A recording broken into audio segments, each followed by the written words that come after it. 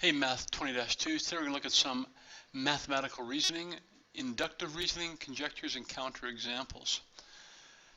Let's do an investigation part 1 here. We're going to use a protractor.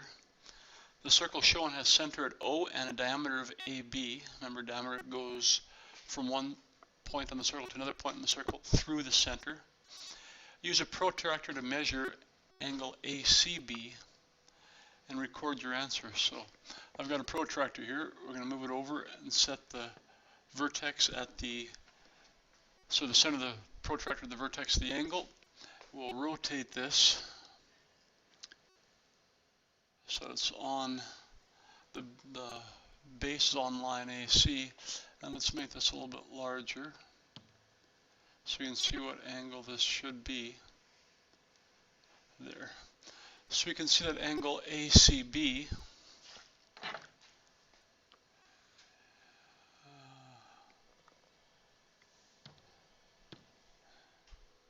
we say that angle ACB is 90 degrees. All right, 90 degrees out there. So we can see that 90 degrees.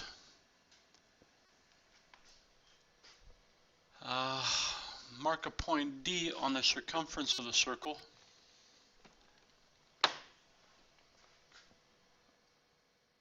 And connect D to AB and measure. So let's make this smaller again. We'll just move it off. So we just said that's a right angle. That's 90 degrees.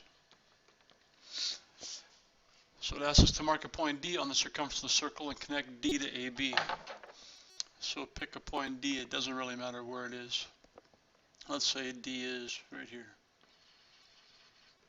Point D. Connect that to A and B. That's to A. That's to B. And measure this angle, ADB, and record your answer. So let's measure this angle. So let's put the center of our protractor on that angle vertex. Rotate it accordingly. And if we expand this, there we go. We see that it comes through there at roughly 90 degrees as well. And so angle ADB is also, from there to there, is also 90 degrees. All right. So let's just move our protractor off there. That's also a 90-degree angle. It says repeat this process with another 3 points. Well, let's do one more point. Let's call this point E. Connect the A to E and A to B. And let's bring our protractor back. Put it on the vertex. Rotate it around. And again, we can see that angle AEB starts here and goes to there, and that's another 90 degrees. All right. So angle AEB is also 90 degrees. So I've done 3 points. I'm not going to do another 3. Those 3 are good enough. All right.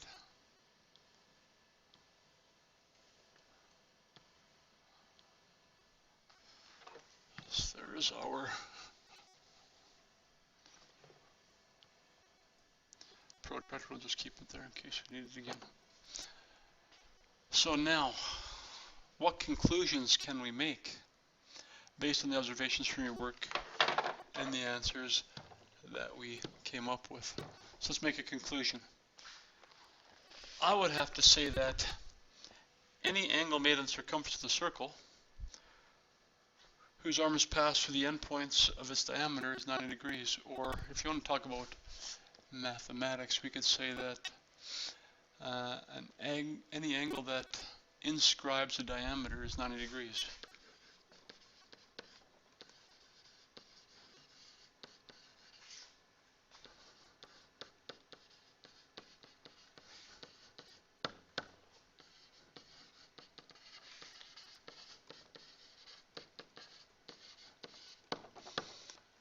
So any angle that inscribes a diameter is 90 degrees. So you can see that angle ACB has the diameter across from the angle. That's a 90-degree angle. Angle ADB inscribes the diameter AB, and angle AEB also has a diameter as part of the inscribed angle. So an inscribed angle has its vertex on the circle and its endpoints on the diameter, all right? And then that angle is 90 degrees. Part 2. Bruno's investigating a fabric design for new furniture he is making. The original design is based on a trapezoid. So here's a trapezoid, 2 parallel sides and 2 non-parallel sides. His first 2 complete sketches and a 3rd incomplete sketch are shown. Complete the 3rd sketch. So based on the pattern we see, go ahead, pause this, and complete that 3rd sketch, then restart it and see what I came up with. All right, so here's what my sketch number 3 looks like. It should be similar. Bruno wondered how many new trapezoids would have to be added in a 5th sketch, but he doesn't want to draw all the sketches out. So complete the table below to determine how many new trapezoids would have to be added from the 4th sketch to make the 5th sketch. So sketch 1, we had 2 new trapezoids. 1, 2 new trapezoids. Sketch 2, we had 1, 2, 3, 4 new trapezoids. In sketch 3, we had 1, 2, 3, 4, 5, 6, 7, 8 new trapezoids. So we can kind of see a pattern going. In sketch 4, I would think we're going to need 16 new trapezoids. In sketch 5, we're going to need 32 new trapezoids. And in sketch 6, we would need 64 new trapezoids. So we can see what the pattern is. We're doubling the previous number of new trapezoids added. So based on our table, what conclusion can you make about the number of new trapezoids to be added in the 10th sketch? So what do we see happening? Well, we see a pattern. Number of new trapezoids is 2, then this is 2 times 2, this is 2 times 2 times 2. Right, so we're seeing this should be 2 to the 4th, this should be 2 to the 5th, this is 2 to the 6th. So if I want to figure out the 10th sketch, well, that should be number of new trapezoids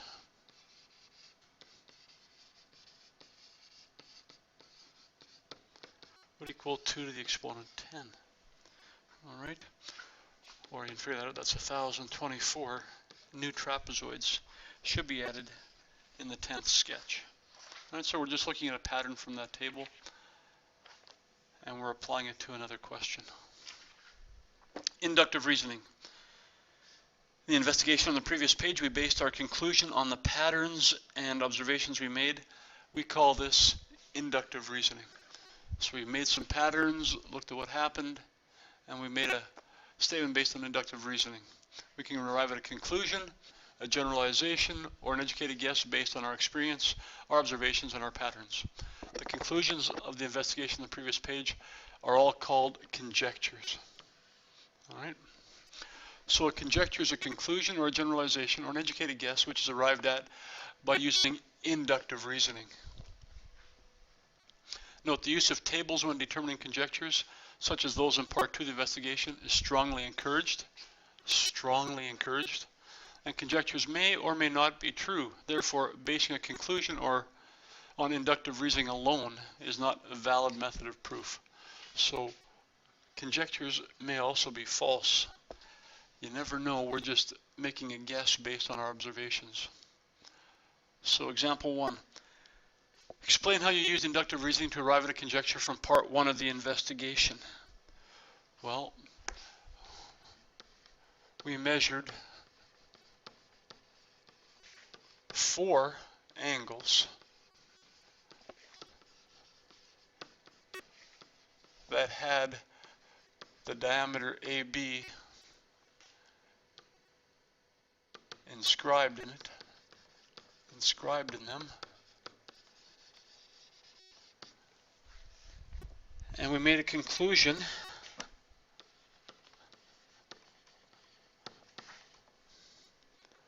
or I guess we made a conjecture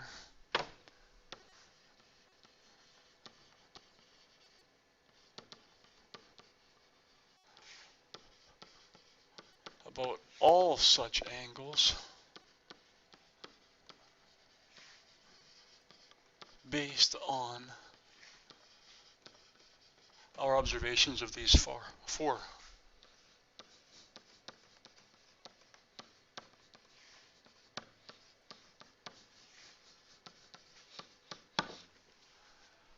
In part B, Bruno used inductive reasoning to arrive at a conjecture for part 2 of the investigation. Part 2, if you recall, was a number of trapezoids, right? So, explain how he did that. That's the question. Explain how Bruno used inductive reasoning to arrive at a conjecture from part 2 in the investigation. Well, he looked at the pattern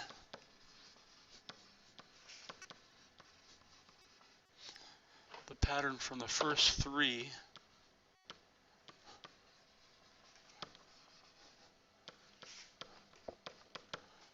sketches, continued that pattern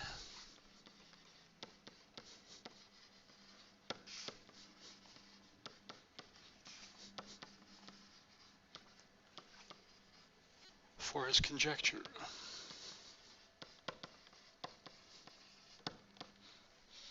All right. Let's look at the definition of a counterexample. A counterexample is an example which shows that a conjecture is not true. All right. Example 2 then, Katie and Perry were given the following number pattern by their teacher. Katie's task was to make a conclusion based only on the number patterns shown with no further investigation. Perry's task was to see if Katie's conjecture was correct or not. Katie made the following conclusion.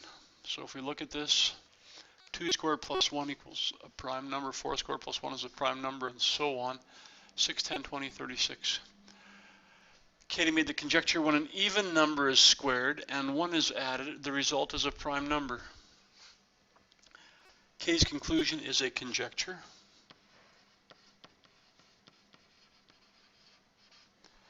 Based on inductive reasoning.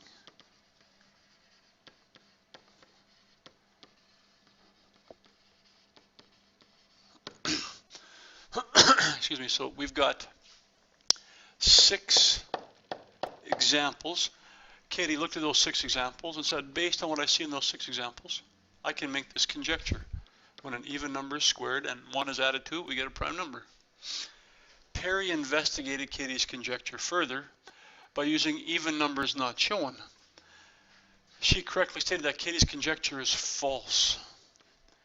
Determine a counterexample to show that Katie's conjecture is false. So we can pick another even number. If we square and add 1 to it, that should become a number that's not prime. So, I mean, if we pick 3 squared plus 1, we get 10. And that's definitely not a prime number. We call that a composite number.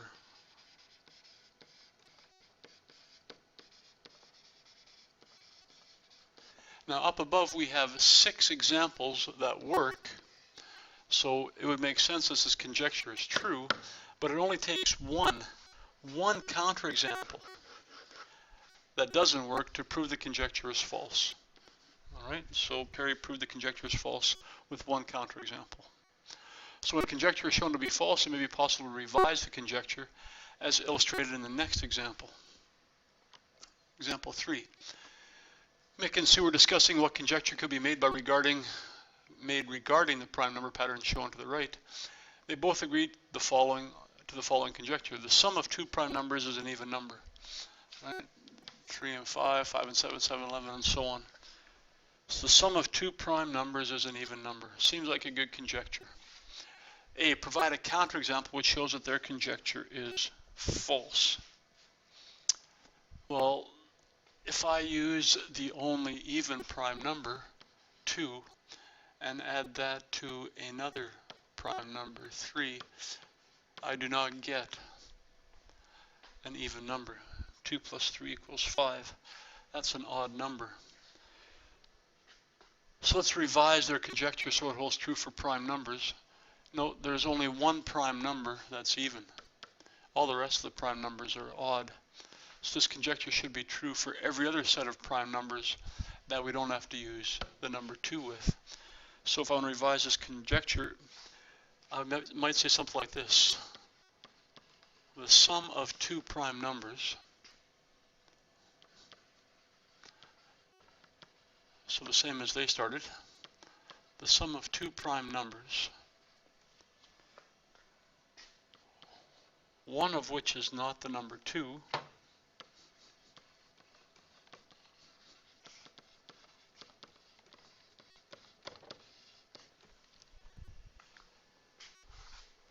will be an even number.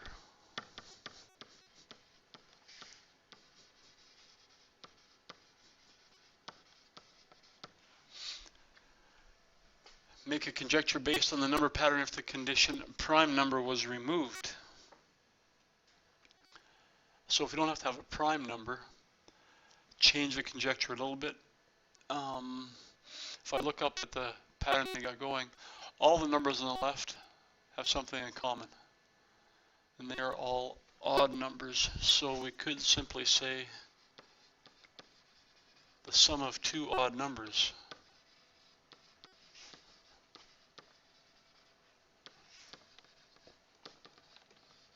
is an even number. All right, so we revamped the original conjecture to make it true with a couple little changes. All right, let's look at example 4. Jerome investigated the following number patterns.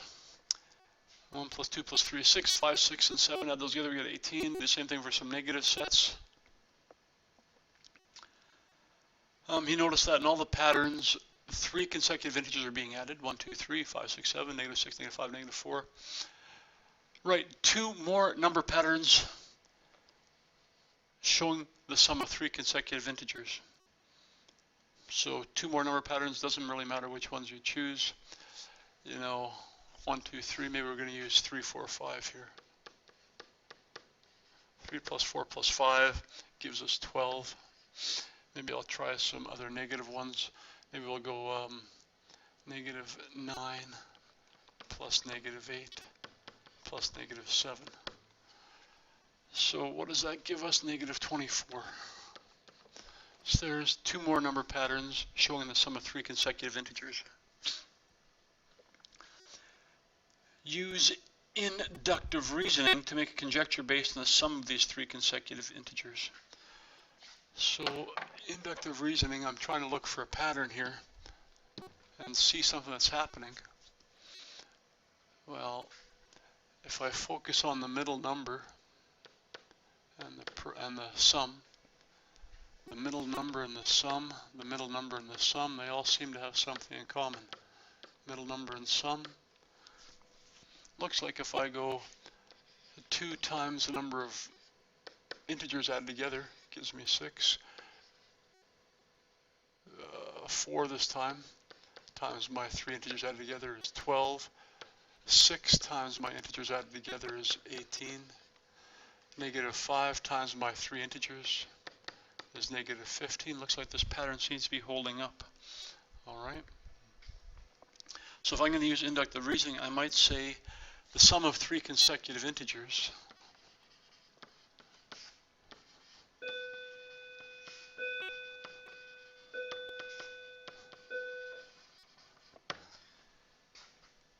is equal to 3 times the middle integer.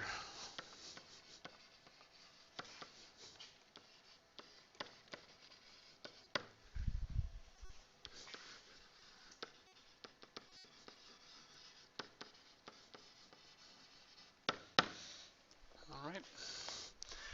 Note, inductive reasoning can be used to make conjectures, but cannot be used to determine if a conjecture is true.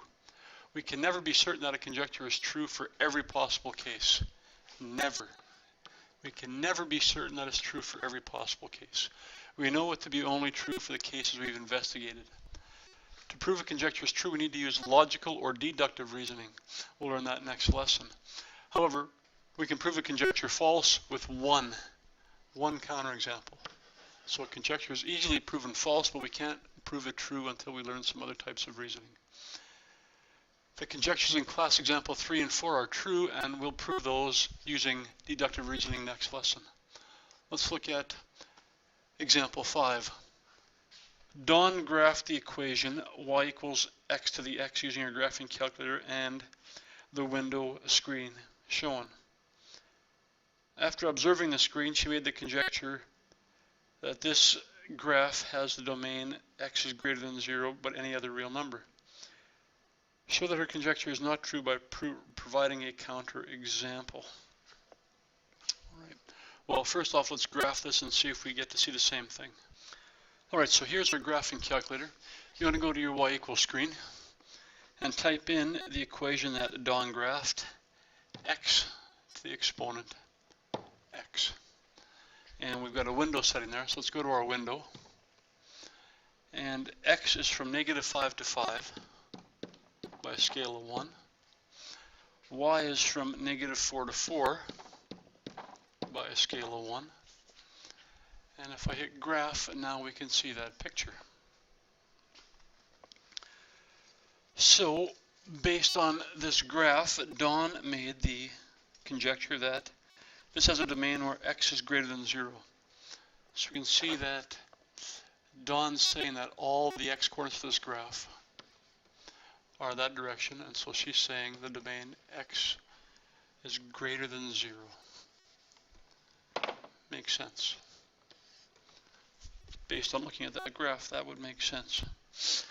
However, if we go back and look and do some math with this now,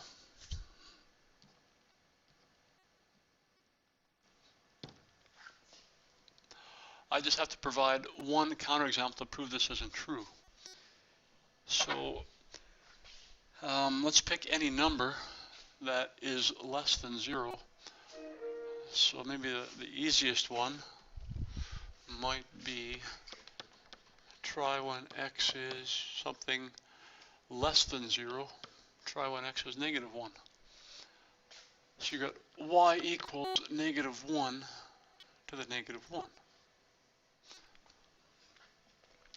Well, if you remember how to simplify negative exponents, to make your negative exponent positive, you put your power in the base of a fraction.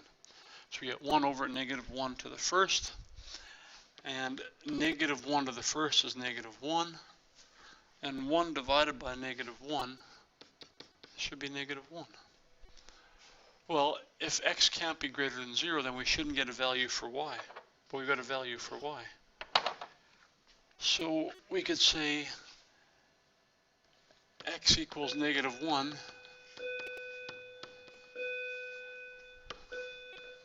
is in the domain as we have a value for y. Therefore, the conjecture is false.